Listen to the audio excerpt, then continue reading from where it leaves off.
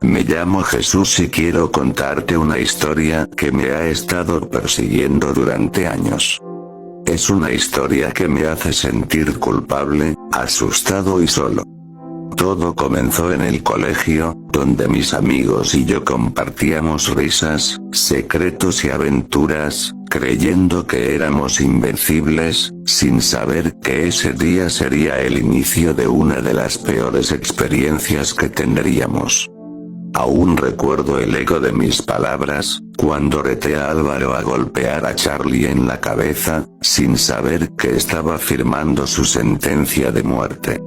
Álvaro, después de pensarlo un momento, aceptó el reto, y con una sonrisa en el rostro, Álvaro le propinó un golpe demoledor en la cabeza a Charlie, que sonó como un crujido de huesos. Charlie se levantó furioso, con una mirada asesina y con la sangre hirviendo de una se abalanzó sobre Álvaro incapacitándolo en cuestión de segundos.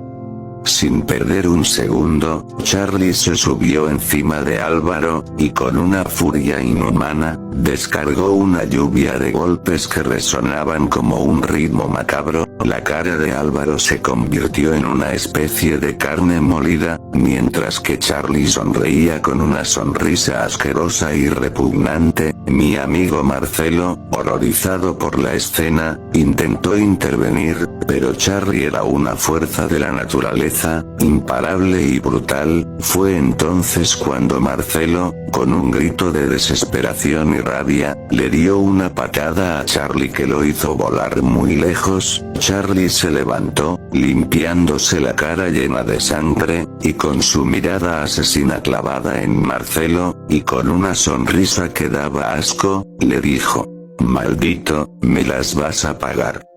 Después de ese día, Charlie desapareció del colegio.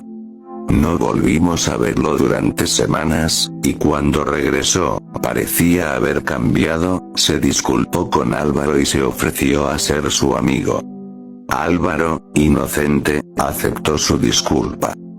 Pero yo no confiaba en Charlie, algo en él me parecía falso, y tenía razón. Un día, Álvaro fue al baño y Charlie lo siguió. Nunca volvimos a ver a Álvaro con vida. La escena que encontramos en el baño fue horrorosa, las paredes y el suelo estaban cubiertos de sangre. Y en el centro de la habitación, Álvaro yacía muerto, con varias puñaladas en el estómago y un corte en la garganta. Después de la muerte de Álvaro, mi vida se derrumbó. Me sentí culpable por no haber podido protegerlo. Empecé a ver a Charlie en todos lados, pero nunca lo encontraba. Me obsesioné con la idea de encontrarlo y hacerle pagar por lo que había hecho. Pero cuanto más buscaba, más me hundía en la locura. Empecé a ver cosas que no existían, a escuchar voces que no eran reales. Me sentí como si estuviera viviendo en un infierno. Un día, después de semanas de búsqueda, finalmente encontré a Charlie. Estaba sentado en un parque, sonriendo como si nada hubiera pasado. Me acerqué a él, con una rabia y una desesperación que no podía controlar.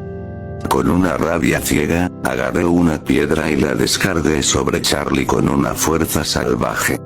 La primera golpeó su cráneo con un sonido crujiente, como si estuviera aplastando una calabaza. La sangre brotó de su cabeza sin parar, y su cuerpo se convulsionó en espasmos de agonía. Seguí golpeando, una y otra vez, hasta que su rostro se convirtió en una masa asquerosa de carne y hueso. Sus ojos se salieron de sus órbitas, y su boca se abrió en un grito silencioso. Finalmente, su cuerpo se detuvo, inmóvil y silencioso. Me incliné sobre él, jadeando, y escupí en su cara destrozada. La saliva cayó sobre su rostro, mezclándose con la sangre y los sesos. Me enderecé, aún con la piedra en mi mano, y me alejé de ese cuerpo sin vida. Pero cuando me detuve, me di cuenta de que no había hecho justicia.